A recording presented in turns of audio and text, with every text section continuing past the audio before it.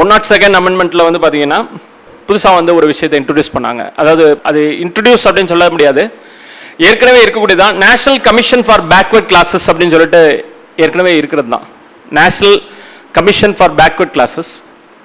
ஆனால் இந்த அமெண்ட்மெண்ட் மூலமாக by way of 102nd amendment the parliament gives constitutional status to the national backward commission.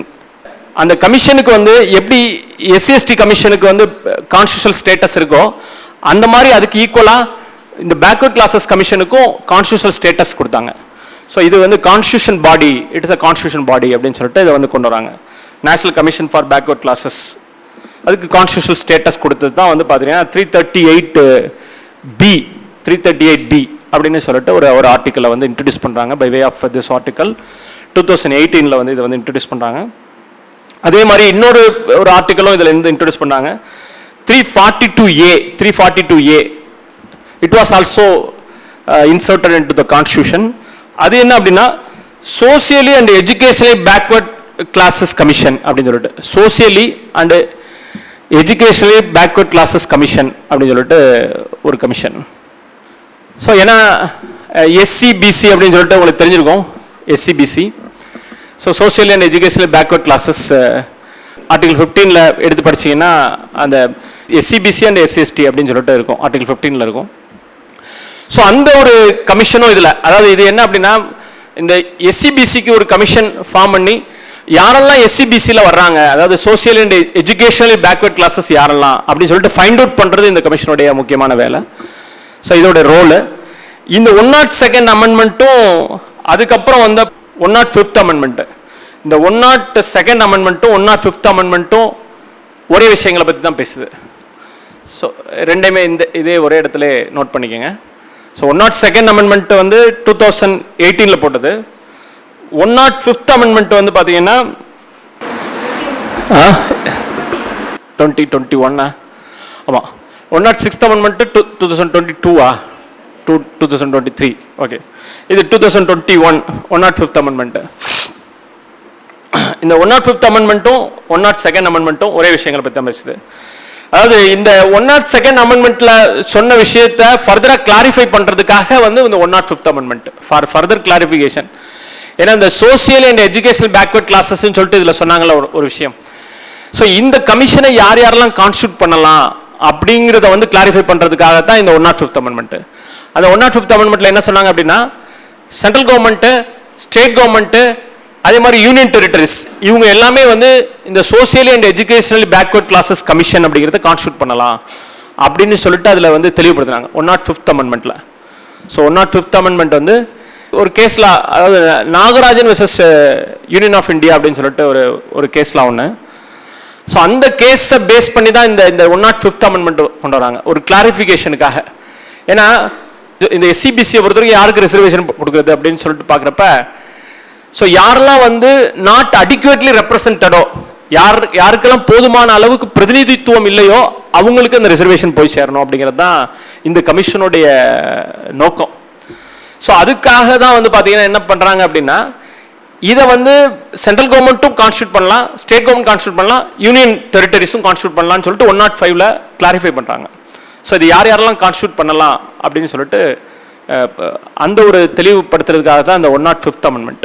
But 102nd அமெண்ட்மெண்ட்ல இந்த commission அப்படிங்கிறது constitutional status கொடுக்குறாங்க. இந்த பேக்வர்ட் கிளாஸஸ் கமிஷனுக்கும் எஸ்சிபிசி கமிஷனுக்கும் கான்ஸ்டியூஷனல் ஸ்டேட்டஸ், அரசியலமைப்பு தன்மை பெற்ற ஒரு கமிஷன் அது அப்படின்னு சொல்லிட்டு அதுக்கு வந்து சொல்றாங்க. ஸோ இந்த ரெண்டு அமெண்ட்மெண்ட்ஸ். அடுத்து 103rd அமெண்ட்மெண்ட் 2019 வந்து பார்த்தீங்கன்னா அது வந்து வழக்கமான அமெண்ட்மெண்ட், உங்களுக்கு தெரிஞ்சிருக்கும். அதாவது 10 வருஷம் ஒருக்கா ஒரு அமெண்ட்மெண்ட் போட்டுகிட்டே இருப்பாங்க. என்னன்னா இந்த எஸ்சி எஸ்டி அந்த ரிசர்வ்டு கான்ஸ்டியூன்சிஸ் இருக்குல்ல, அதை 10 வருஷமாக வந்து இன்க்ரீஸ் பண்ணிகிட்டே வந்துட்டே இருப்பாங்க. அப்படி போட்டது தான் வந்து இந்த 103rd வந்து ரொம்ப ரொம்ப ஒரு ஃபேமஸான amendment. So by way of 103rd amendment 2 provisions were inserted into the constitution. 2 ப்ரொவிஷனை வந்து இன்சர்ட் பண்ணுறாங்க 103rd அமெண்ட்மெண்ட் 2019. ஸோ இது ரொம்ப ஃபேமஸான EWS reservation, economically weaker sections, Article 15 class 6 and Article 16 class 6 were inserted into the constitution. Article 15 class 6 and 16 class 6 ரெண்டையும் வந்து insert பண்றாங்க. So அதில் எக்கனாமிக்கலி வீக்கர் செக்ஷன்ஸ்க்கு வந்து 10% reservation to economically weaker sections அப்படின்னு சொல்லிட்டு கொண்டு வராங்க. ஆனால் இதில் இந்த கிளாஸில் என்ன தெளிவாக சொல்லியிருக்காங்க அப்படின்னா, இந்த ரிசர்வேஷன் யாருக்கு அப்படின்னு சொல்லிட்டு கேட்டால், ஏற்கனவே இருக்கக்கூடிய எஸ்சி எஸ்டி பிசி இந்த எஸ்சி பிசி இவங்கெல்லாம் இதில் வரமாட்டாங்க, இந்த ரிசர்வேஷனில் வரமாட்டாங்க அப்படின்னு சொல்லிட்டு அவங்களெல்லாம் எக்ஸ்க்ளூட் பண்ணுறாங்க. ஸோ இது வந்து யாருன்னா ஃபார்வர்ட் கம்யூனிட்டியில் வரக்கூடியவங்களுக்கு, ஸோ அவங்களுக்கு தான் வந்து இந்த ஓப்பன் கேட்டகரியில் இருக்கக்கூடியவங்களுக்கு அவங்களுக்கு தான் அந்த 10% ரிசர்வேஷன் அப்படின்னு சொல்லிட்டு இதில் இந்த 15 கிளாஸ் 6 அண்ட் 16 கிளாஸ் 6 இதில் கொண்டு வராங்க. But it was challenge before the supreme court. Supreme கோர்ட்டில் இதை வந்து சேலஞ்ச் பண்ணுறாங்க. அந்த கேஸில் அவங்களுக்கு தெரியுமா இந்த கேஸு? அந்த கேஸை நோட் பண்ணிக்கோங்க. Jangid Abhiyan versus union of India. Jangid Abhiyan, அதாவது JANHIT, Jangid JANHIT, Abhiyan ABHIOAN, Abhiyan, Jangid Abhiyan versus union of India,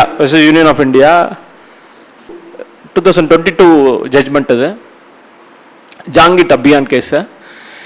இதில் வந்து 5 ஜட்ஜ் கான்ஸ்டியூஷன் பெஞ்ச் தான் வந்து இந்த கேஸை வந்து ஹேண்டில் பண்ணுது. ஃபைனலாக டிசிஷன் வந்து சொல்கிறாங்க.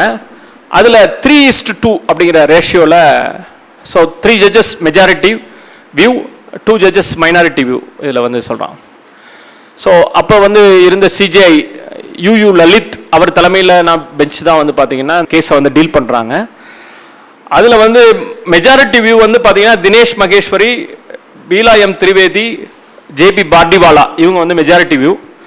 மைனாரிட்டி வியூ வந்து UU Lalit versus Ravindra but இவங்களுடைய வியூ. இது பேசிக்காக இந்த சேலஞ்ச் எதை பேஸ் பண்ணி இந்த சேலஞ்ச் அப்படின்னு சொல்லிட்டு கேட்டால், இது வந்து ரைட் டு ஈக்குவாலிட்டி அஃபெக்ட் பண்ணுது அப்படின்னு சொல்லிட்டு இதை சேலஞ்ச் பண்ணுறாங்க. இது ரைட் டு ஈக்குவாலிட்டி. ஏன்னா இந்த ரிசர்வேஷன் 10% ரிசர்வேஷன் கொண்டு வரீங்க நீங்கள், ஆனால் அந்த ரிசர்வேஷன் வந்து ஒன்லி அந்த ஃபார்வர்ட் கம்யூனிட்டிக்கு மட்டும் தான் சொல்கிறீங்க, இப்போ ரிசர்வ்டு கம்யூனிட்டிக்கு அவங்களுக்கு ஏன் கிடையாது அப்படின்னு சொல்லிட்டு அந்த ஒரு கொஸ்டின். ஸோ அது ஒரு கொஸ்டின் கேட்குறான். இன்னொன்று, எக்கனாமிக் பேசிஸில் ரிசர்வேஷன் அப்படிங்கிறத வந்து கொடுக்கக்கூடாது அப்படின்னு சொல்லிட்டு, ஏன்னா நம்மளுடைய கான்ஸ்டியூஷனில் அந்த மாதிரி ஒரு செட்டப்பே கிடையாது அப்படின்னு சொல்லிட்டு இந்த 2 பாயிண்ட்டு தான் வந்து சேலஞ்ச் பண்ணுறாங்க. ஸோ இதில் மெஜாரிட்டி வியூ வந்து என்ன சொல்லிடுது அப்படின்னா, இல்லை அவங்களுக்கு வந்து ஏற்கனவே மற்றபடி நீங்கள் சொல்கிற SC ST MBC அது OBC அவங்களுக்குலாம் வந்து ஆல்ரெடி ரிசர்வேஷன் சிஸ்டம் வந்து ஃபாலோ பண்ணிட்டு இருக்காங்க, இது ஒன்லி எக்கனாமிக்கலி வீக்கர் செக்ஷன் அவங்களுக்காக மட்டுமான ரிசர்வேஷன் இது, அதில் வந்து இது வந்து ஈக்குவாலிட்டியை வந்து வயலேட் பண்ணாது அப்படின்னு சொல்லிட்டு there is no violation of equality அப்படின்னு சொல்லிட்டு மெஜாரிட்டி வியூ சொல்கிறாங்க. ஆனால் மைனாரிட்டி வியூ வந்து பார்த்தீங்கன்னா 2 பாயிண்ட் தான், இந்த 2 பாயிண்ட் நான் சொன்ன அந்த சேலஞ்ச் பண்ண அதே 2 பாயிண்ட் தான் அவங்க ஃபோக்கஸ் பண்ணுறாங்க. So it is violated article 14 of the constitution. இது 14 வந்து வயலேட் பண்ணுது அப்படின்னு சொல்லிட்டு மைனாரிட்டி வியூ 14 வந்து வயலேட் பண்ணுதுங்கிறான். ஏன் அப்படின்னு கேட்டால், இதை வந்து ஏன் எக்கனாமிக்கலி வீக்கர் செக்ஷன்னா ஏன் SC ST OBCலேயே இருக்கிறாங்கல்ல அவங்களுக்கு ஏன் கொடுக்கக்கூடாது, ஸோ அதனால இது வந்து ஆர்டிகல் 14 வந்து வயலேட் பண்ணுது அப்படின்னு. ரெண்டாவது விஷயம், எக்கனாமிக் பேசிஸில் ரிசர்வேஷன் அப்படிங்கிறது வந்து நம்மளுடைய கான்ஸ்டியூஷனில் கிடையவே கிடையாது. நம்மளுடைய constitution speakers, constitution assembly debate எடுத்து பார்த்தோம்னா, படித்து பார்த்தோம்னா கூட அந்த மாதிரி ஒரு விஷயமே கிடையாது. அப்படி இருக்கப்ப எக்கனாமிக்கலி வீக்கர் செக்ஷனுக்கு வந்து ரிசர்வேஷன் கொடுத்தது தப்பு அப்படின்னு சொல்லி மைனாரிட்டி வியூ வந்து சொல்லுது. பட் நம்ம மெஜாரிட்டியை தானே ஏற்றுக்க முடியும்.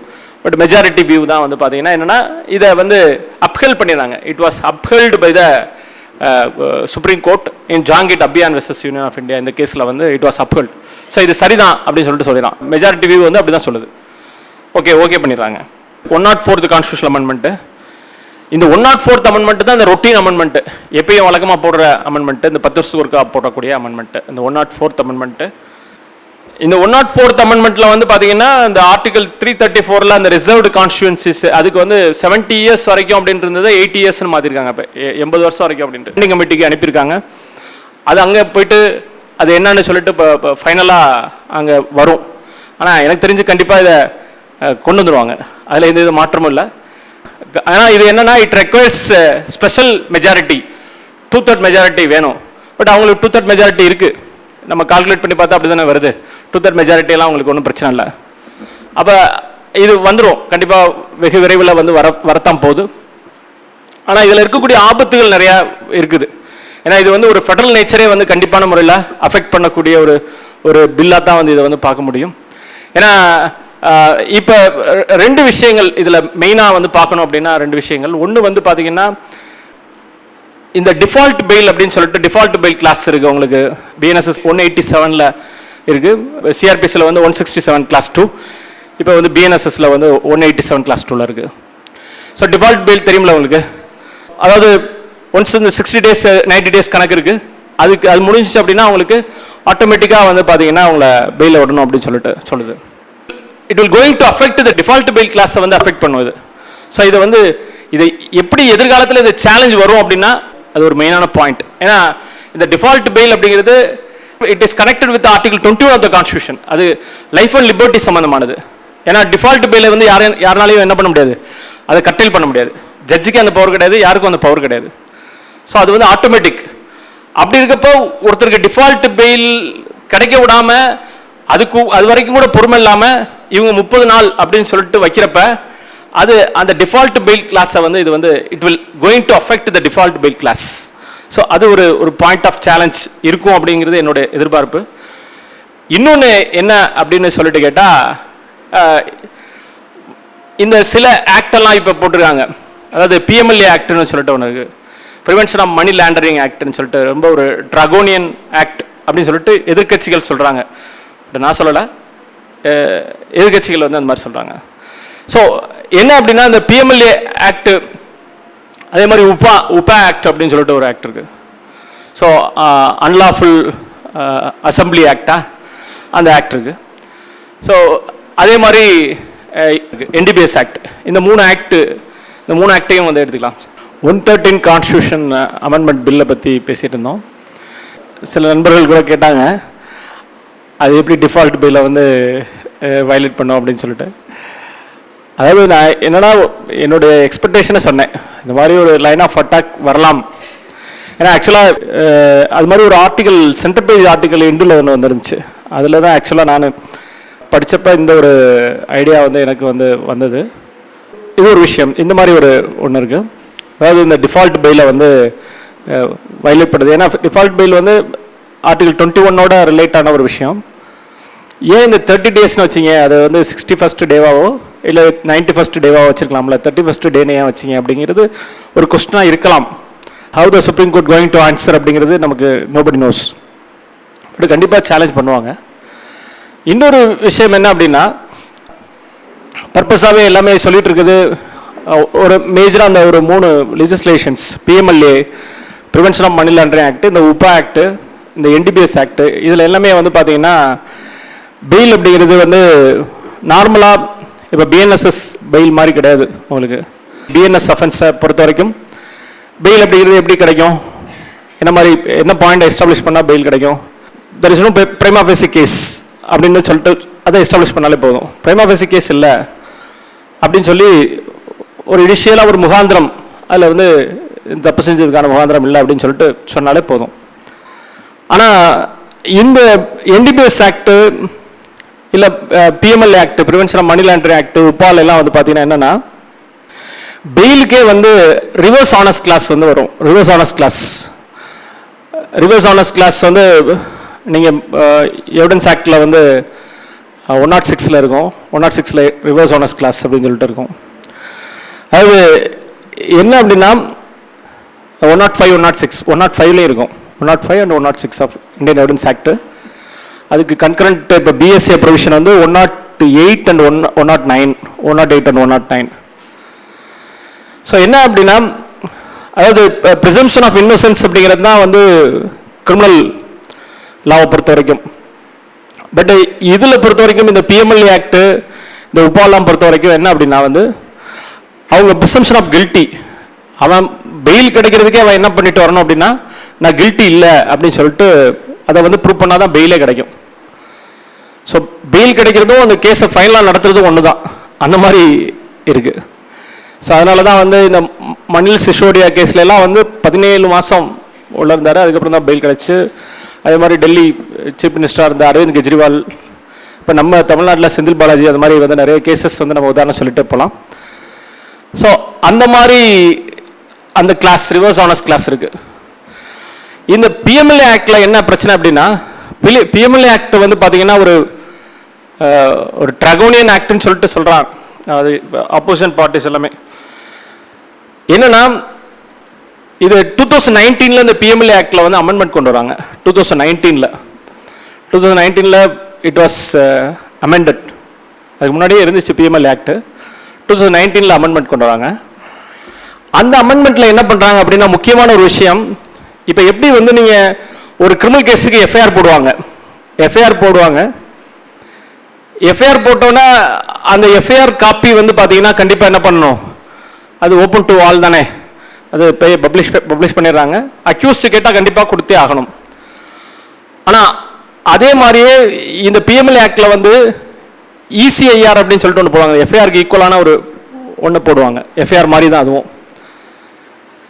அந்த இசிஐஆரை வந்து அவங்களுக்கு அந்த அக்யூஸ்ட் பர்சனுக்கு கொடுக்க வேண்டியதில்லை. It is not open to accused person. So அவங்க அதை ரிசர்வ் பண்ணி வச்சுக்கலாம், அது கொடுக்க வேண்டிய அவசியம் இல்லை. ஸோ அது ஒரு முக்கியமான ஒரு ப்ரொவிஷன். அப்போ அவங்க என்ன அடிப்படையில் அவங்கள வந்து அரெஸ்ட் பண்ணியிருக்காங்க, அவங்க மேலே என்ன கேஸ் அப்படிங்கிறதே என்ன தெரியாது, அவங்களுக்கு தெரியாது. ஸோ இந்த பேசிஸில் தான் இப்போ டாஸ்மாக் கேஸில் வந்து சுப்ரீம் கோர்ட்டில் ஸ்டே ஆகிருக்கிறது இந்த ஒரு பாயிண்ட் தான். இந்த பாயிண்ட் இது ஒரு லைன், இந்த பிஎம்எல்ஏ ஆக்ட் இதில் ஒரு விஷயம். இன்னொரு விஷயம் என்ன பண்ணுறான் அப்படின்னா வந்து, அதாவது இந்த 2019 அமெண்ட்மெண்ட்டை வந்து it was upheld by the supreme court. Supreme court வந்து இதை அப்ஹெல்ட் பண்ணிடுச்சு. எந்த கேஸ் அப்படின்னா, Vijay Madanlal Choudhary versus union of India அப்படிங்கிற case. Vijay Madanlal Choudhary versus union of India. Vijay Madanlal Choudhary, MADANLAL CHOUDHARY, Vijay Madanlal Choudhary versus union of India. இது 2022 judgment. 2022 judgment. By way of this 2022 judgment இந்த PMLA act amendment வந்து upheld பண்ணாங்க. அதில் ஒரு விஷயம் என்ன அப்படின்னா, இந்த பிஎம்எல்ஏ ஆக்ட் கீழே ஒருத்தர் மேல் நடவடிக்கை எடுக்கணும் அப்படின்னா ஒரு 2 விஷயம் மெயினாக இருக்கணும். ஒன்று வந்து அந்த ப்ரொசீட்ஸ் ஆஃப் த கிரைம் அப்படின்னு சொல்லிட்டு சொல்லுவாங்க. ஒரு பணம், இல்லீகல் மணி, அந்த இல்லீகல் மணியை அந்த இல்லீகல் மணியை அவருக்கு வந்திருக்கணும். So he is having some illegal money. So illegal money அவர்கிட்ட இருக்கு. ரெண்டாவது விஷயம், அந்த இல்லீகல் மணி மூலமா வாங்கின ப்ராப்பர்ட்டிஸ், அந்த ப்ராப்பர்ட்டிஸை அவர் வச்சிருக்கணும். அந்த ப்ராப்பர்ட்டிஸை வச்சிருக்கிறது மட்டும் இல்லை, அது இந்த இல்லீகல் மணி மூலமா வாங்கின ப்ராப்பர்ட்டி இல்லை அப்படின்னு சொல்லிட்டு அவர் என்ன பண்ணணும், அவர் அதை அது மாதிரி ஒரு ஆர்குமெண்ட் எடுக்கணும். ஸோ இது it is not purchased out of such illegal money, அந்த இல்லீகல் மணி மூலமாக வாங்கினது இது கிடையாது அப்படிங்கிற ஒரு பாயிண்ட் அவர் எடுக்கணும். இந்த ஃபர்ஸ்ட் பாயிண்ட்டுக்கு ரெண்டாவது பாயிண்ட்டுக்கு இடையில என்ன பண்ணியிருக்கான் அப்படின்னா, அண்டு போட்டிருக்காங்க. அண்டுங்கிற வார்த்தை, அதாவது first point, so the accused person having illegal money and by way of that illegal money he purchased property and he claimed the ownership over the property. So இது இந்த ரெண்டு கடையில் அண்டு அப்படிங்கிற வார்த்தை இருக்கு. இந்த விஜய் மதன்லால் சௌத்ரி கேஸில் பார்த்தீங்கன்னா ஜட்மெண்ட் சொல்லையில் என்ன பண்ணிட்டாங்க அப்படின்னா, ஜஸ்டிஸ் கன்வீல்கர் அவர் சொல்லையில் அண்டு இன்க்ளூட்ஸ் ஆர் அப்படின்னு சொல்லிட்டாரு. ஸோ இது அண்டு அப்படின்னு சொல்லிட்டு சொன்னால் அதுவும் இருக்கணும் இதுவும் இருக்கணும், ரெண்டு இருந்தால் தானே அந்த ஆக்ட் அட்ராக்ட் ஆகும். ஆனால் கன்வீலுக்கு என்ன சொல்லிட்டாரு அப்படின்னா, அண்டு இன்க்ளூட்ஸ் ஆர் அப்படின்னு சொல்லிட்டாரு. அப்போ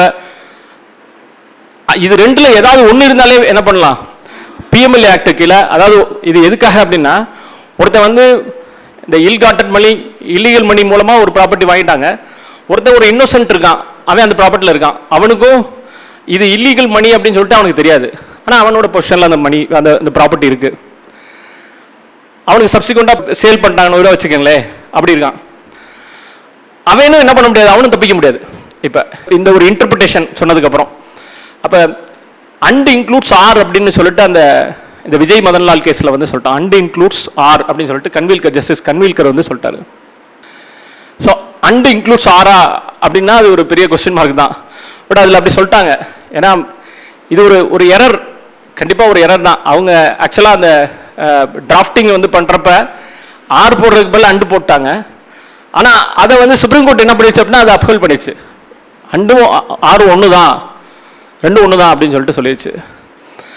அப்போ இந்த மாதிரி இருக்கிறதுனால என்ன ஆகும் அப்படின்னா, நாளைக்கு யாரை வேணாலும் ஒரு இன்னோசன்ட் பர்சனை கூட இது கீழே கொண்டு வரலாம். ஆனால் இதுக்கு பேசிக்காக ஒரு விஷயம் வேணும். பிஎம்எல்ஏ ஆக்ட் கீழே ஒருத்தர் வந்து கொண்டு வரணும்னா ப்ரிடிகேட் அஃபென்ஸ் வேணும். ப்ரிடிகேட் அஃபென்ஸ் அதில் ஒரு ஷெட்யூல் இருக்குது. அந்த ஷெட்யூலில் இருக்கக்கூடிய ப்ரிடிகேட் அஃபென்ஸ் ஏதாவது ஒன்று அதில் அவங்களுக்கு ஒரு எஃப்ஐஆர் போட்டிருக்கணும். அந்த எஃப்ஐஆர் இருந்தால் தான் வந்து அவங்கள வந்து பிஎம்எல்ஏ கீழே கொண்டு வர முடியும். அதுதான் இப்போ வந்து பார்த்தீங்கன்னா சில கேசஸில் ப்ரிடிகேட் அஃபென்ஸ் இல்லாதனால இடி வந்து ரொம்ப தவிச்சுக்கிட்டு இருக்கான். இந்த இல்லீகல் குவாரி கேஸில் கூட வந்து பார்த்தீங்கன்னா ப்ரிடிகேட் அஃபென்ஸ் இல்லை. ப்ரிடிகேட் அஃபென்ஸ் இல்லைங்கிறனால ஹைகோர்ட்டில் ஒரு டைரக்ஷன் கேட்டிருக்கான். ஏன்னா நீங்கள் பேப்பர் ரெகுலராக படிச்சீங்கன்னா உங்களுக்கு தெரிஞ்சிருக்கும். நம்ம மெட்ராஸ் ஹைகோர்ட்டில் ஒரு டைரக்ஷன் கேட்டிருக்கான். என்னன்னா, இந்த இல்லீகல் குவாரி கேஸில் எஃப்ஐஆர் போடணும். அந்த எஃப்ஐஆர் போட்டால் தான் நாங்கள் உள்ளே வர முடியும். அதனால எங்களுக்கு ஒரு ப்ரிடிகேட் அஃபென்ஸை ஏற்படுத்தி கொடுங்கன்னு சொல்லிட்டு ஒரு டைரக்ஷன் கேட்டிருக்கான். இப்போ ஹைகோர்ட்டே குழம்பு போயிருக்கு. இந்த மாதிரி ஒரு டைரக்ஷன் கேட்குறாங்க, இதை கொடுக்கலாமா வேணாமா அப்படின்னு சொல்லிட்டு ஹைகோர்ட்டுக்கே தெரில. அந்த கேஸ் வந்து ஸ்டில் இட் இஸ் பெண்டிங். அதே மாதிரி தான் வந்து இன்னொரு கேஸ், இப்போ கேஎன் நேரு சம்மந்தமான ஒரு கேஸு, ஒரு 800 கோடி ரூபாய் அந்த ஒரு அப்பாயின்மெண்ட்டில் வந்து 800 கோடி ரூபாய் வந்து இந்த மாதிரி இல்லீகல் மணி அவங்கள்ட்ட இருக்குது, நாங்கள் வந்து ரைடுக்கு போகையில் நாங்கள் கண்டுபிடிச்சோம் அப்படின்னு சொல்லி சொல்கிறாங்க. அதுக்கும் அகெயின் வந்து ப்ரிடிகேட் அஃபென்ஸ் இல்லை, ப்ரிடிகேட் எஃப்ஐஆர் இல்லை. அதுலேயே வந்து என்னன்னா டிஜிபிக்கு லெட்டர் எழுதியிருக்கான், நீங்கள் ஒரு எஃப்ஐஆர் போடுங்க, நீங்கள் எஃப்ஐஆர் போட்டால் தான் நாங்கள் உள்ளே வர முடியும். ஸோ இந்த எஃப்ஐஆர் தான் என்ட்ரி கேட்டு. ஒரு எஃப்ஐஆர் இருந்தால் போதும், ஒரு சின்ன எஃப்ஐஆர் இருந்தால் போதும். டாஸ்மாக் கேஸில் வந்து இந்த 1000 கோடி ஊழலுக்கு எஃப்ஐஆர் கிடையாது. ஆக்சுவலாக என்னன்னா, அதில் ஒரு பாரில் இந்த டாஸ்மாக் ஷாப்ல எல்லாம் வந்து இந்த 10 ரூபா வாங்கினான்ல, அதுக்கு எஃப்ஐஆர். அந்த எஃப்ஐஆர் வச்சு ஒரு எஃப்ஐஆர் இருந்தால் போதும், ப்ரிடிகேட் அஃபென்ஸ் வந்துருச்சு, நாங்கள் வந்துடுவோம் உள்ளுக்கு. ஸோ அப்படி தான் அந்த பிஎம்எல்ஏ ஆக்ட் வந்து வரும். ஸோ அது ஒரு வேடிக்கையாக கூட சொல்லுவாங்க, ஒரு கோழி திருடின கேஸாக இருந்தால் கூட பரவாயில்ல, சப்ஜெக்ட் ரிலேட்டடாக இருந்துச்சு அப்படின்னா அவன் வந்து உள்ளே வந்துடுவான். ஸோ அதை விடாமல் வச்சுருக்காங்க இந்த மாதிரி ஒரு 2-3 விஷயத்தில். அதுதான் இப்போ ஹைகோர்ட்டை வந்து அப்ரோச் பண்ணியிருக்கான். ஸோ அந்த மாதிரி ஒரு ஆக்ட் அது. ஸோ இதில் என்ன பாயிண்ட் அப்படின்னா, என்னவா இருக்கலாம் இந்த பாயிண்ட் ஆஃப் அட்டாக் அப்படின்னா, ஃபஸ்ட்டு நான் சொன்ன அந்த அதாவது டிஃபால்ட் பெயில் கிளாஸு. ரெண்டாவது விஷயம், இந்த மாதிரியான லெஜிஸ்லேஷன்ஸ் எல்லாமே சென்ட்ரல் ஆக்டாக இருக்குது. இந்த சென்ட்ரல் ஆக்டில் வந்து வரக்கூடிய இந்த லெஜிஸ்லேஷன்ஸ் எல்லாமே வந்து பார்த்தீங்கன்னா, இந்த அதாவது ரிவர்ஸ் ஆனஸ்ட் கிளாஸ் இருக்குது. இப்போ ரிவர்ஸ் ஆனஸ்ட் கிளாஸ் இருக்கக்கூடிய இந்த ஆக்ட்லாம் வந்து ஒருத்தர் அரெஸ்ட் பண்ணுறப்ப அவருக்கு பெயில் கிடைக்காட்டி அவர் ஆட்டோமேட்டிக்காக வந்து பதவியை இழக்க வேண்டிய ஒரு சூழ்நிலை வரும். ஸோ இதுவும் கூட ஒரு லைன் ஆஃப் அட்டாக்காக இருக்கலாம் அப்படின்னு சொல்லிட்டு தோணுது. பட் நம்ம அது எதிர்காலத்தில் என்ன சொல்ல போகிறாங்க அப்படிலாம் சொல்லிட்டு தெரில. பட் இவங்கெல்லாம் தப்பு செஞ்சவங்க தானே, இவங்க உள்ளே தான் போகணும் அப்படின்னு சொல்லிட்டு நம்ம பொதுவான ஒப்பீனியன் அப்படி இருக்கும் நமக்கு. தப்பு செஞ்சால் அப்போ அவனுக்கு பதவி இலக்கு தானே வேணும் அப்படின்னு சொல்லிட்டு. பட் சொல்கிறேன், ஒரு லைன் ஆஃப் அட்டாக் வந்து இந்த மாதிரி இருக்கலாம் அப்படிங்கிறது என்னோட ப்ரெடிக்ஷன். ஸோ இது ஒரு சைடு இந்த மாதிரி இதை ஒரு வரப்போது, இது கண்டிப்பான முறையில் இது எப்போ வருது அப்படின்னு சொல்லிட்டு தெரில. நெக்ஸ்ட் செஷனில் கூட வரலாம். ஏன்னா எல்லாமே ஒரு சர்ப்ரைசிங்காக தானே இருக்குது. திடீர்னு வராங்க ஒரு ஆக்டு, அது உடனே முடிஞ்சிடும், உடனே வந்துடும்.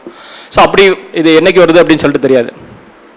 ஸோ வந்துச்சு அப்படின்னா அது வந்து கண்டிப்பான முறையில் அது ஒரு சென்ட்ரல் கவர்மெண்ட்டுக்கு ஒரு பெரிய ஒரு சக்ஸஸ் தான். நாளைக்கு வந்து அது ஆப்போசிஷன் பார்ட்டிஸ் ரூல் பண்ணக்கூடிய ஸ்டேட்லாம் வந்து இது ஒரு பெரிய ஒரு இம்பேக்டை கிரியேட் பண்ணும் அப்படிங்கிறதுல எந்த விதமான மாற்றமும் கிடையாது. ஏன்னா இப்போ ரொம்ப தலையை சுற்றி தொட வேண்டியிருக்குது. இதை ஸ்ட்ரெயிட்டாகவே வந்து நாளைக்கு அவங்களுடைய வேலை ரொம்ப ஈஸியாகிடும். பதவியை எப்படி காலி பண்ணுறது அப்படிங்கிறதுக்கு ரொம்ப ஈஸியாக வந்து ஈஸியான ரூட்டு. ஓகே, இது வர்றப்போ பார்த்துக்குவோம் நம்ம. ஸோ இது ஒரு விஷயம். ஸோ இது எல்லாமே அமெண்ட்மெண்ட் இந்த வரிசையாக நம்ம பார்த்துட்டோம். இப்போ வரப்போகிற அமெண்ட்மெண்ட் மாதிரி கூட நம்ம வந்து பார்த்துட்டோம் நம்ம. ஸோ அடுத்து இதில் ஒரு விஷயம் மட்டும், அதாவது 2019 வந்த Jammu and Kashmir reorganisation act 2019. So அதை வந்து நோட் பண்ணிக்க 370, அது சம்மந்தமான ஒரு இஷ்யூ. அதுவும் வந்து ரொம்ப ஒரு சடன் சர்ப்ரைஸாக வந்த ஒரு விஷயம் தான், நமக்கே தெரியும். எல்லாமே ரொம்ப அப்படியே ஒரு மேஜிக் மாதிரி. பல வருஷமாக வந்து 370 இருக்கணும் அப்படின்னு சொல்லிட்டு சொல்கிறவங்களும் இருந்தாங்க, 370 எடுக்கணும்னு சொல்கிறவங்களும் ஒரு செட் ஆஃப் பர்சன்ஸ் இருந்தாங்க. இது எல்லாமே பேச்சுவார்த்தையாகவே தான் ரொம்ப நாள் நடந்துக்கிட்டே இருந்துச்சு. ஒரு ஒன் மூமெண்ட் வந்து இதை ஒரு போல்டாக ஒரு டிசிஷன் எடுத்து அப்படியே டக்குன்னு பண்ணிடுறாங்க. ஸோ அது போல்டான டிசிஷனாக அது தப்பா அப்படின்லாம் நமக்கு தெரியாது. ஸோ எடுத்திருக்காங்க, அவ்வளோதான் நமக்கு தெரியும். ஸோ இதில் என்ன ஒரு விஷயம் அப்படின்னா, இதில் என்ன மாதிரியான கான்ஸ்டியூஷனல் வைலேஷன் அப்படிங்கிறது மட்டும்தான் நம்ம வந்து பார்க்க போகிறோம். ஸோ இது சுப்ரீம் கோர்ட் இது வந்து 370 ஆர்டிகல் 370 எப்போ வந்துச்சு அப்படின்னு சொல்லிட்டு தெரியுமா உங்களுக்கு? 370 ஆர்டிகல் 370 எப்போ வருது நம்ம கான்ஸ்டியூஷனில்? எந்த வருஷம் அந்த ஜம்மு அண்ட் காஷ்மீருக்கு அந்த ஸ்பெஷல் ஸ்டேட்டஸ் அப்படிங்கிறது கொடுத்தாங்க? அது 1952ல் ஜம்மு அண்ட் காஷ்மீருக்கு வந்து ஸ்பெஷல் ஸ்டேட்டஸ் கொடுக்குறாங்க. ஸோ நம்ம கான்ஸ்டியூஷனுக்கு எப்படி வந்து நம்மளுடைய கான்ஸ்டியூஷனுக்கு ஒரு கான்ஸ்டியூவன்ட் அசம்பிளி வச்சு தானே கான்ஸ்டியூஷன் வந்துச்சு, கான்ஸ்டியூவன்ட் அசம்பிளி வச்சு கான்ஸ்டியூஷன் வந்துச்சு. அந்த மாதிரி ஜம்மு அண்ட் காஷ்மீருக்குன்னு ஒரு கான்ஸ்டியூவன்ட் அசம்பிளி வைக்கிறாங்க. So it is a constituent assembly of Jammu and Kashmir. அந்த Jammu and Kashmir constituent assembly என்ன பண்ணுது அப்படின்னா, இதை வந்து நாங்கள் இந்தியாவோட சேர்க்கிறோம். ஆனால் என்னன்னா ஒரு அக்ரிமெண்ட் என்ன அப்படின்னா, எங்களுக்கு ஸ்பெஷல் ஸ்டேட்டஸ் கொடுக்கணும் அப்படிங்கிறது அக்ரிமெண்ட். நாங்கள் இந்தியாவோட சேர்றோம், பட் எங்களுக்கு ஸ்பெஷல் ஸ்டேட்டஸ் கொடுக்கணும் அப்படிங்கிறது. ஸோ அந்த அடிப்படையில் தான் 370ல் அவங்களுக்கு ஸ்பெஷல் ஸ்டேட்டஸ் கொடுத்து அது இருந்துகிட்டு இருந்துச்சு, ரொம்ப வருஷமாக இருந்துகிட்டு இருந்துச்சு. ஆனால் அந்த 370 கிளாஸ் 3ன்னு ஒன்று இருக்குது. 370 கிளாஸ் 3 நீங்கள் இன்றைக்கும் நீங்கள் லா புக்கில் இருக்குது, எடுத்து படித்து பார்க்கலாம் நீங்கள். 370 அதாவது இந்த ஸ்பெஷல் ஸ்டேட்டஸை எப்போ எடுக்க முடியும் அப்படிங்கிறது அதில் அந்த 370 கிளாஸ் 3ல் இருக்குது. 370 கிளாஸ் 3ல் இந்த ஸ்பெஷல் ஸ்டேட்டஸை எப்போ எடுக்க முடியும் அப்படின்னு சொல்லிட்டு அதில் என்ன சொல்கிறாங்க அப்படின்னா, அந்த பவர் யாருக்கு இருக்குது, அந்த ஸ்பெஷல் ஸ்டேட்டஸ் எடுக்கக்கூடிய பவர் யாருக்கு இருக்குது அப்படின்னா அது பிரசிடென்ட்டுக்கு தான் இருக்குது. So president having the power. So பிரசிடென்ட்டுக்கு மட்டும்தான் அந்த 370க்கு கீழே பவர் இருக்குது. ஆனால் பிரசிடென்ட் அவராக அதை பண்ண முடியுமா அப்படின்னு கேட்டால் அவராக பண்ண முடியாது. அதில் ப்ரொவிசோ இருக்குது, அந்த 370 கிளாஸ் 3க்கு ப்ரொவிசோ இருக்குது. அவர் எதன் அடிப்படையில் அந்த டிசிஷன் எடுக்க முடியும் அப்படின்னா, on the recommendation of constituent assembly of Jammu and Kashmir. So constituent assembly of Jammu and Kashmir சொல்லக்கூடிய ரெக்கமெண்டேஷன் அடிப்படையில் தான் அவர் என்ன பண்ண முடியும், அவர் அந்த டிசிஷனை வந்து எடுக்க முடியும். ஸோ இது வந்து கான்ஸ்டியூஷனில் இருக்கக்கூடிய வேர்டிங்ஸ், இது வந்து ரொம்ப தெளிவாகவே சொல்லப்பட்டிருக்கு. ஸோ அதோடைய ஸ்பெஷல் ஸ்டேட்டஸை எடுக்கலாம், அதுக்கு பிரசிடென்ட்டுக்கு அதிகாரம் இருக்குது. ஆனால் அந்த அதிகாரத்தை அவர் எப்படி செயல்படுத்த முடியும் அப்படின்னு சொல்லிட்டு கேட்டால், கான்ஸ்டியூவன்ட் அசம்பிளியோடைய, அதாவது ஜம்மு அண்ட் காஷ்மீருடைய கான்ஸ்டியூவன்ட் அசம்பிளியோடைய ரெக்கமெண்டேஷன் அடிப்படையில். அப்போ ஜம்மு அண்ட் காஷ்மீருக்கு எங்கே கான்ஸ்டியூஷன் அசம்பிளிக்கு எங்கே போகிறது, அது புதுசாக நம்ம வந்து ஏற்படுத்த முடியும் அப்படின்னு கேட்டால், அங்கே இருக்கக்கூடிய லெஜிஸ்லேச்சர் தான் கான்ஸ்டியூஷன் அசம்பிளி அப்படின்னு சொல்லிட்டு நம்ம வச்சுக்கலாம். ஏன்னா இப்போ அப்படி தானே நம்ம வச்சுக்க முடியும். ஆனால் இதை ரிவோக் பண்ணது 2019ல். அந்த 2019ல் வந்து கான்ஸ்டியூஷன் அங்கே வந்து லெஜிஸ்லேச்சர் இருந்தாங்களா, அங்கே வந்து கவர்மெண்ட் இருந்துச்சா? அங்கே கவர்மெண்ட் இல்லை, அங்கே கவர்மெண்ட்டே இல்லை. அப்போ 370 கிளாஸ் 3ல் அந்த ப்ரொவிசோவை அப்ரப்டாக வந்து என்ன பண்ணுறாங்க அப்படின்னா வயலேட் பண்ணுறாங்க. ஸோ அது கவர்னரோட ரெக்கமெண்டேஷன் அடிப்படையில் பிரசிடென்ட் வந்து அந்த டிசிஷனை வந்து எடுத்துறாரு. பிரசிடென்ட் எடுத்து அந்த டிசிஷன் எடுத்து பிரசிடென்சியல் ஆர்டர், இது வந்து அமெண்ட்மெண்ட் கூட கிடையாது. ஏன்னா அதாவது ஒரு 4 விஷயங்கள் இருக்குது. என்னன்னா, இதை கான்ஸ்டியூஷனை மாற்றுறதுக்கு சிலதுக்கு வந்து பிரசிடென்ட் ஆர்டர் போட்டாலே போதும். அது வந்து கான்ஸ்டியூஷன் ஆர்டர்ஸ் அப்படின்னு சொல்லிட்டு சொல்லுவாங்க, கான்ஸ்டியூஷன் ஆர்டர்ஸ் அப்படின்னு சொல்லுவாங்க, CO கான்ஸ்டியூஷன் ஆர்டர்ஸ்.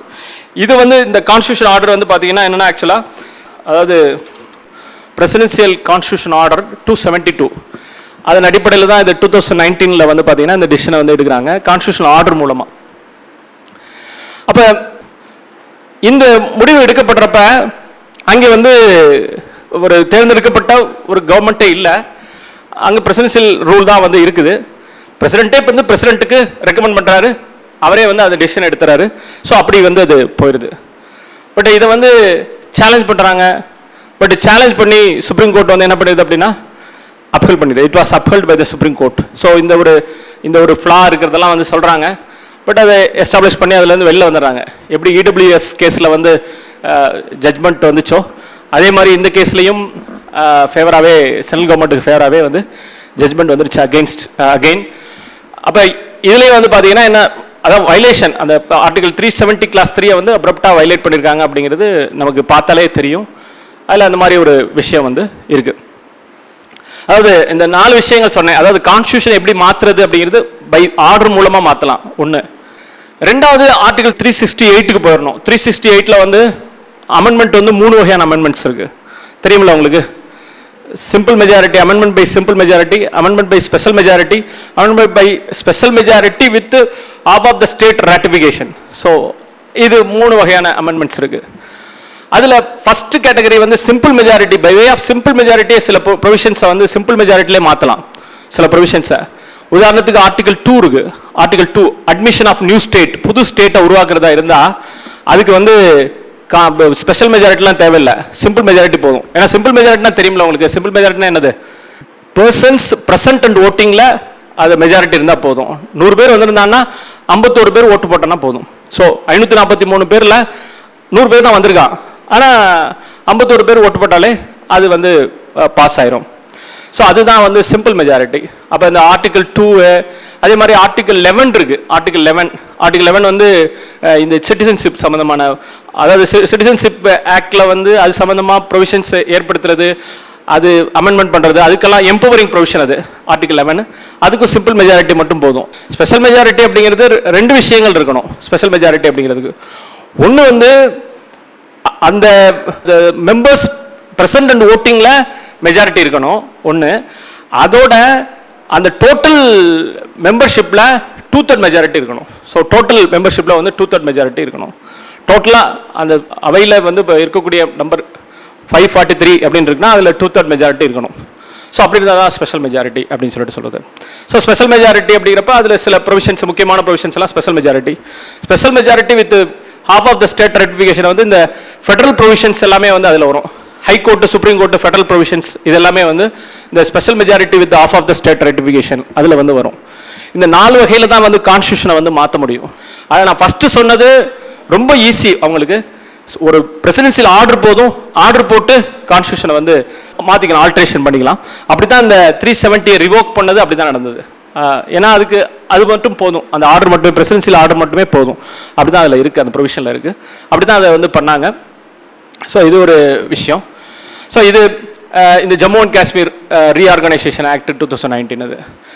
இப்போ கடைசியாக இந்த ஒரு லைனில் வந்து பார்த்தீங்கன்னா, இப்போ ப்ரெசன்ட் டே ரிலவன்ஸில் இருக்கக்கூடிய ஒரு இந்த பிரசிடென்சியல் கவர்னருடைய அதிகாரம், அது சம்மந்தமாக இந்த ஆர்டிகல் 200, 201 இந்த ஜட்ஜ்மெண்ட்ஸ் எல்லாமே படிச்சிருப்பீங்க. இப்போ 2-3 நாளாக பேப்பரில் அதான் போட்டுட்ருக்காங்க. நிறைய விஷயங்கள் எல்லாமே வந்து டிஸ்கஸ் பண்ணுறாங்க. ஒரு விஷயம் நான் சொல்லிட்டேன் ஏற்கனவே, நம்ம அட்வைசரி ஜூரிஸ்டிக்ஷன் வந்து it is not binding on the there is no binding president. Advisory ஜூரிஸ்டிக்ஷனை பொறுத்த வரைக்கும் அதில் கொடுக்கக்கூடியது பைண்டிங் பிரசிடென்ட் கிடையாது. பட் ஒரு அண்டர்ஸ்டாண்டிங்கில் தான் அதை வந்து நம்ம ஃபாலோ பண்ணிட்டு இருக்கோம் அப்படின்னு சொல்லிட்டேன். இப்போ நம்ம இதில் என்ன பார்க்க போகிறோம் அப்படின்னா, இந்த கேஸில் 2 டிஃபரன்ஸ், அதாவது இந்த பாட்டிவாலா மகாதேவன் ஜட்ஜ்மெண்ட்டுக்கும் இப்போ 143ல் ரெஃபர் பண்ணி சொன்ன இந்த ஜட்ஜ்மெண்ட்டுக்கும் இடையில 2 மேஜர் டிஃபரன்ஸ், 2 மேஜரான டிஃபரன்ஸ் இருக்குது அப்படின்னு சொல்லிட்டு சொல்லலாம். நீங்கள் ஆர்டிகல் 200, 201 எடுத்து படிச்சிங்க அப்படின்னா சொல்லிட்டு பார்த்தீங்கன்னா உங்களுக்கு நல்லாவே தெரியும். அதாவது இப்போ சுப்ரீம் கோர்ட் சொல்லியிருக்கிறது எல்லாமே இது வந்து என்ன சொல்கிறது அப்படின்னா, லிட்ரல் இன்டர்பிரிட்டேஷன் அப்படின்னு சொல்லிட்டு சொல்லுவாங்க. லிட்ரல் இன்டர்பிரிட்டேஷன்னா கான்ஸ்டியூஷனில் என்ன இருக்குது அந்த ப்ரொவிஷனை நான் வெர்பேட்டமாக அப்படியே நான் வந்து இன்டர்பிரிட் பண்ணுறேன் அப்படின்னு சொல்கிறது தான் லிட்ரல் இன்டர்பிரிட்டேஷன். அப்படி தான் இப்போ சுப்ரீம் கோர்ட் சொல்லியிருக்கிறது லிட்ரல் இன்டர்பிரிட்டேஷன். கான்ஸ்டியூஷனில் என்ன இருக்கோ அதை அப்படியே நான் சொல்லிட்டேன், அவ்வளோதான், என்னை விட்டுருங்க, ஆளை விட்டுருங்க அப்படின்னு சொல்லிட்டு சொல்கிறது தான் லிட்ரல் இன்டர்பிரிட்டேஷன். ஆனால் ஒரே ஒரு விஷயம் மட்டும் எக்ஸ்ட்ரா சொல்லியிருக்காங்க இந்த பிரசிடென்சியல் ரெஃபரன்ஸில். ஒரு விஷயம் மட்டும் எக்ஸ்ட்ரா சொல்லியிருக்காங்க. என்ன அப்படின்னா, அதாவது the governor cannot sitting over the bill. அவர் வந்து அதை அப்படியே போட்டு உட்காந்துருக்க முடியாது, எனக்கு என்னன்னு சொல்லிட்டு உட்காந்துருக்க முடியாது. அது வந்து it is subject to judicial review அப்படின்ட்டான். ஸோ அந்த விஷயம் வந்து பாட்டிவாலா ஜட்மெண்ட்டில் சொன்னது தான் இப்பயும் திரும்பவும் அகெயின் அதே வந்து விஷயத்த சொல்லியிருக்காங்க. ஸோ நெவர் எண்டிங்காக நான் வந்து நான் பாட்டு உட்காந்துருப்பேன், எனக்கு என்னன்ட்டு உட்காந்துருப்பேன்னு சொல்லிட்டு சொல்ல முடியாது. ஏதாவது ஒரு முடிவு எடுக்கணும் அப்படின்னு சொல்லிட்டு சொல்லியிருக்காங்க. ஏதாவது ஒரு முடிவு எடுக்காத பட்சத்தில் அந்த அஃபெக்டட் ஸ்டேட்டை வந்து என்ன பண்ணலாம் அப்படின்னா, அவங்க அதை சேலஞ்ச் பண்ணலாம். ஸோ இவங்க ரொம்ப நாளாக முடிவு எடுக்காமல் இருக்காங்க அப்படின்னு சொல்லிட்டு சொல்லலாம். இது வந்து பாட்டிவாலா ஜட்மெண்ட்டில் சொன்னால் அதே தான் சொல்லியிருக்காங்க. மற்றபடி என்ன டிஃபரன்ஸ், இந்த 2 டிஃபரன்ஸ் வந்து சொன்னல, 2 மேஜரான டிஃபரன்ஸ் என்ன அப்படின்னு சொல்லிட்டு கேட்டால், பாட்டிவாலா ஜட்மெண்ட்டுக்கும் இந்த பிரசிடென்சியல் ரெஃபரன்ஸ் கேஸ்க்கும் அந்த என்ன அப்படின்னா, ஒன்று, அதாவது இதில் இருக்கக்கூடிய ஆப்ஷன்ஸ் தெரியும் உங்களுக்கு. பில்லை வந்து பாஸ் பண்ணுறப்ப அது வந்து மணி பில்லா இல்லாதப்ப, மணி பில்லா இருந்தால் அது கண்டிப்பாக கொடுத்தாகணும். மணி பில்லா இல்லாத பட்சத்தில் வந்து பார்த்தீங்கன்னா 3 ஆப்ஷன்ஸ், there are 3 ஆப்ஷன்ஸ். ஒன்று வந்து கிவிங் அசென்ட், அதுக்கு வந்து அசென்ட் கொடுத்துடலாம். அசென்ட் கொடுக்குறதுனா அது வந்து ஓகே அப்படின்னு சொல்லிட்டு ஓகே சொல்லி அது ஆக்டாக மாறுறதுக்கான ஒரு வழிவகை செஞ்சு விட்டுறலாம். 2வது விஷயம் என்ன அப்படின்னு சொல்லிட்டு கேட்டால், வித் ஹோல்டிங் த பில் அப்படின்னு சொல்லிட்டு சொல்கிறான். வித் ஹோல்டிங் த பில் அப்படின்னா ரிஜெக்ட் பண்ணுறது. ஸோ ரிஜெக்ட் பண்ணிடலாம். 3வது ஆப்ஷன் என்ன அப்படின்னு சொல்லிட்டு கேட்டால், so the governor can reserve the bill for the president. So பிரசிடென்ட்டுக்கு வந்து அவர் என்ன பண்ணலாம், அதை அனுப்பலாம், பிரசிடென்ட்டுக்கு அனுப்பலாம். ஸோ இப்படி தான் வந்து 200ல் வந்து அந்த சொல்லுது. அதில் தெளிவாக இந்த 3 ஆப்ஷன் தான் வந்து கவர்னருக்கு இருக்குது. ஒன்று அசன்ட் கொடுக்கலாம், வித்ஹோல்டு பண்ணலாம், இல்லாட்டி reserve the bill for governor. இது 3 ஆப்ஷன் இருக்குது. அதில் இப்போ இன்டர்பிரிட்டேஷனுக்கு உட்பட்ட விஷயம் என்ன அப்படின்னா, இந்த ப்ரொவிசோ 1 ஃபஸ்ட்டு ப்ரொவிசோ. ஏன்னா செகண்ட் ப்ரொவிசோ வந்து பார்த்தீங்கன்னா அது வந்து ஹைகோர்ட் சம்மந்தமான ப்ரொவிசோ, அது நமக்கு தேவையில்லை. இந்த ஃபஸ்ட்டு ப்ரொவிசோ எடுத்து படிச்சிங்கன்னா 200ல் ஃபஸ்ட்டு ப்ரொவிசோ எடுத்து படிச்சிங்கன்னா அதில் ஒரு விஷயம் இருக்கும். என்ன சொல்கிறாங்க அப்படின்னா, அந்த ஃபஸ்ட்டு ப்ரொவிசோவில் ஒன்ஸ் அந்த பில்லை வந்து அவர் வித்ஹோல்ட் பண்ணிட்டு அந்த அசம்பிளிக்கு அனுப்புகிறப்ப அசம்பிளி அதை வந்து அந்த மெசேஜ், அதாவது இவர் வந்து அந்த மெசேஜோடு அனுப்பணும். மெசேஜ் அப்படின்னா இதை வந்து எதனால நான் வந்து ஏற்றுக்கல, ஸோ இந்த ரீசன் இருக்குது, இதை நீக்குங்க இல்லாட்டி இதை சேருங்க அப்படின்லாம் சொல்லிட்டு அவர் சஜஷன் சொல்லலாம். ஸோ அவருக்கு அந்த அதிகாரம் அதில் வந்து வழங்கப்பட்டிருக்கு. அந்த மெசேஜோடு அவர் என்ன பண்ணணும் அப்படின்னா, ஒன்ஸ் வித்ஹோல்டு பண்ணிட்டா it has to be immediately return to the அசம்பிளிக்கு உடனே அனுப்பிடணும் அப்படின்னு சொல்லிட்டு சொல்லுது. அப்படி அசம்பிளிக்கு அனுப்பின உடனே அசம்பிளி என்ன பண்ணலாம் அப்படின்னா, அவர் சொன்ன அந்த மெசேஜை ஃபாலோ பண்ணி அவங்க அதை கேரி அவுட் பண்ணலாம், அந்த அமெண்ட்மெண்ட்ஸை கேரி அவுட் பண்ணலாம். இல்லையா அந்த அமெண்ட்மெண்ட்ஸை கேரி அவுட் பண்ணாமலும் திரும்பவும் அதை அப்படியே எப்படி அவர் அனுப்பினாரோ அதை அப்படியே டிட்டோவாக புள்ளி கமா கூட மாற்றாம அதை அப்படியே திரும்பவும் அனுப்பலாம் அப்படின்னு சொல்லிட்டு சொல்லுது. திரும்பவும் அனுப்பலாம் அப்படின்னு அந்த ப்ரொவிசோ 1ல் வந்து ரொம்ப கிளியரா, it is very clearly stated. அப்படி வித்ஹோல்ட் பண்ணி அனுப்பின பில்லை, அசம்பிளிக்கு அனுப்பின பில்லை, அது if it is sent it for reconsideration அப்படின்னா கவர்னருக்கு எந்த ஆப்ஷன் கிடையாது அப்படின்னா, அவர் he cannot again withholding the bill. So திரும்பவும் அவர் வந்து என்ன பண்ண முடியாது, வித்ஹோல்ட் பண்ண முடியாது அப்படின்னு சொல்லிட்டு இந்த ப்ரொவிசோ ஃபர்ஸ்ட் ப்ரொவிசோ அதான் சொல்லுது. ஸோ ஏற்கனவே அவர் வித்ஹோல்ட் பண்ணிட்டு அனுப்பி விட்டதை திரும்ப அவங்க வந்து அதே தானே இதுதான் அப்படின்னு சொல்லிட்டு அனுப்பிட்டாங்க, இல்லாட்டி அமெண்ட்மெண்ட் பண்ணி அனுப்பிட்டாங்க. அப்படின்னா திரும்ப அவருக்கு என்ன கிடையாது, ரெண்டாவது டைம் அவருக்கு என்ன கிடையாது அப்படின்னா வித்ஹோல்ட் பண்ண முடியாது அப்படின்னு சொல்லிட்டு சொல்லுது. இதில் தான் வந்து இந்த பாட்டிவாலா ஜட்மெண்ட்லையும் இங்கே பிரசிடென்சியல் ரெஃபரன்ஸ் கேஸ்லையும் வந்து மாறுபடுறாங்க. பாட்டிவாலா ஜட்மெண்ட்ல வந்து என்ன அவர் சொல்லியிருக்கிறாரு அப்படின்னா, இந்த மாதிரி ஒன்ஸ் வந்து அதை ரீகன்சிடரேஷனுக்காக அனுப்புனதுக்கு அப்புறம் அவர் அசன்ட் கொடுக்கறத தவிர அவருக்கு வேற ஆப்ஷனே கிடையாது. ஸோ அசன்ட் கண்டிப்பான முறையில் கொடுத்து தான் ஆகணும். அசன்ட் கொடுக்கறத தவிர he has no other go except to give assent. So அவருக்கு அசன்ட் கொடுக்கறத தவிர அவர் என்ன பண்ண முடியாது, வேற வழியே இல்லை. அவர் அசன்ட் மட்டும்தான் கொடுத்து ஆகணும், அவர் வித்ஹோல்ட் பண்ண முடியாது. இன்னொரு 3வது ஆப்ஷன் என்ன இருக்கு, ரிசர்வ் இட் ஃபார் பிரசிடென்ட் அப்படின்னு இருக்குல்ல, அந்த 3வது ஆப்ஷனும் கிடையாது அவருக்கு அப்படின்னு சொல்லிட்டு பாட்டிவாலா ஜட்மெண்ட்ல சொல்றாங்க. ஏன் அப்படி சொல்றாங்க இந்த பாட்டிவாலா ஜட்மெண்ட்ல அப்படின்னா, அவங்க வந்து இதை வந்து சும்மா சொல்லிடல. ஆக்சுவலாக அவங்க என்ன பண்றாங்க அப்படின்னா, நம்மளுடைய கான்ஸ்டியூஷனுக்கு பேஸே என்னது, எதை பேஸ் பண்ணி நம்மளுடைய கான்ஸ்டியூஷன் இருக்கு, நம்மளுடைய கான்ஸ்டியூஷனுக்கு ஒரு ஆக்டை பேஸ் பண்ணி தானே government of India act 1935, government of India act 1935 தான் எடுத்துக்கிட்டு அதை தான் வந்து நிறைய விஷயங்களை மாடிஃபை பண்ணி நிறைய விஷயங்களை சேர்த்து அது மாதிரிலாம் சொல்லியிருக்காங்க. ஸோ இந்த ஆர்டிகல் 200க்கு ஈக்குவலான கவர்மெண்ட் ஆஃப் இந்தியா ஆக்ட் 1935ல வந்து இருக்கக்கூடிய ப்ரொவிஷன் என்ன அப்படின்னா வந்து section 75 of the government of India act. Section 75 நீங்கள் கூகுள் பண்ணி பார்த்தீங்கன்னா கூட அந்த 75 வரும், அதை எடுத்து கூட நீங்கள் வந்து படித்து பார்க்கலாம். ஸோ அவர் பாட்டிவாலா ஜட்மெண்ட்ல வந்து அவர் என்ன சொல்றாரு அப்படின்னா, இந்த 75 ஆஃப் தி ஆக்டை வந்து கவர்மெண்ட் ஆஃப் இந்தியா ஆக்டை வந்து அவர் கோட் பண்றாரு. இந்த 75 of the government of India ஆக்ட்ல வந்து என்ன சொல்லியிருக்கான் அப்படின்னா, அந்த government of India act gives discretionary power to the governor. கவர்னருக்கு வந்து டிஸ்கிரிஷனரி பவர் கொடுக்குது. அப்ப டிஸ்கிரிஷனரி பவர் கொடுக்கையில இந்த டிஸ்கிரிஷனரி பவர் இருக்குது அப்படிங்கிறது வந்து 75லயும் வருது. 75க்கு ப்ரொவிசோவா அதுக்கு கீழே வருதுல, அதாவது இப்ப 200க்கு ப்ரொவிசோ ஃபர்ஸ்ட் ப்ரொவிசோ இருக்குல்ல, அதுக்கு ஈக்குவலான ப்ரொவிசோலையும் the governor having discretionary power அப்படின்னு சொல்லிட்டு இருக்கு. ஸோ அந்த டிஸ்கிரிஷனரி பவருங்கிற வார்த்தையை வந்து அதை வந்து கேர்ஃபுல்லாக அதை அவாய்ட் பண்ணிட்டாங்க. நம்மளுடைய கான்ஸ்டியூவன்ட் அசம்பிளி இந்த 200 மேக் பண்ணையில அதை வந்து ஒமிட் பண்ணிட்டாங்க. அப்போ ஒமிட் பண்ணிட்டாங்க அப்படின்னா என்ன அர்த்தம் அப்படின்னா, அதுல என்ன சொல்லியிருக்காங்களோ அதை மட்டும்தான் அவர் பண்ண முடியும், அதை தவிர வேற எதுவும் அவர் வந்து பண்ண முடியாது அப்படின்னு. ஏன்னா டிஸ்கிரிஷனரி பவர் இருந்தால் தானே அவர் என்ன பண்ண முடியும், வேற விஷயங்கள்லாம் அவர் யோசிக்க முடியும். டிஸ்கிரிஷனரி பவர்னா அவர் என்ன பண்ணலாம், அவருடைய நோக்கத்துக்கு அவர் என்ன வேணாலும் முடிவெடுக்கலாம். அந்த 3 ஆப்ஷன்ல எந்த வேணாலும் முடிவெடுக்கலாம். ஆனா இந்த டிஸ்கிரிஷனரி பவர்ங்கிற வார்த்தை இதுல இல்ல, அதனால அதுல அவர் என்ன சொல்லியிருக்காங்க அப்படின்னா, அவருக்கு வித்ஹோல்ட் பண்ண முடியாது அப்படின்னு சொல்றதை மட்டும்தான் அவர் செய்ய முடியும், வித்ஹோல்ட் பண்ண முடியாது. அப்ப வித்ஹோல்ட் பண்ண முடியாதுன்னா அவர் என்ன பண்ணணும்? அசென்ட் தான் கொடுக்கணும். அவர் அதை திரும்ப again he cannot reserve the bill for president அப்படின்னு சொல்லிட்டு சொன்னான். பிரசிடென்ட்டுக்கு வந்து அதை வந்து அனுப்ப முடியாது அப்படின்னு சொல்லிட்டு.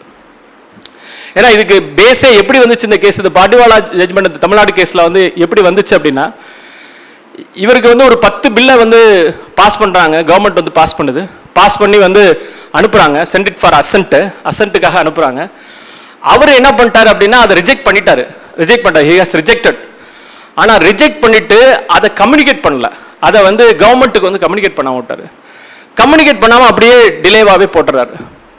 பஞ்சாப் கவர்மெண்ட் வந்து ஒரு கேஸ் போடுது இது சம்பந்தமாவே. அங்க இருக்கக்கூடிய இங்க இருந்து போனார்ல அவர் பேர் என்னது, பன்வாரிலால் புரோஹித் வந்து அங்க போனார்ல, அங்க போய் வந்து பாத்தீங்கன்னா அவரு இந்த மாதிரி நிறைய அவரு எல்லாத்தையும் ரிஜெக்ட் பண்றது இல்லாட்டி அப்படியே போட்டு உட்காந்துருக்குது, இந்த மாதிரி sitting over the bill, governor sitting over the bill, அந்த கேஸ் வருது.